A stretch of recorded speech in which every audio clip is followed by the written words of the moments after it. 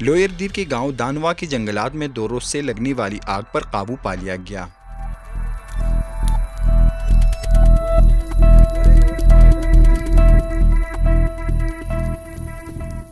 आग बुझाने में महकमे फॉरेस्ट और रेस्क्यू 1112 के एहलकारों समेत मकामी अफराद ने भी हिस्सा लिया।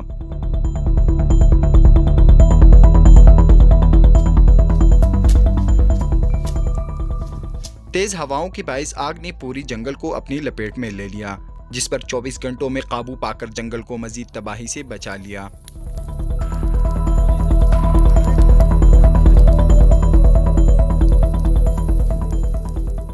वकास हारून, sportstory.news।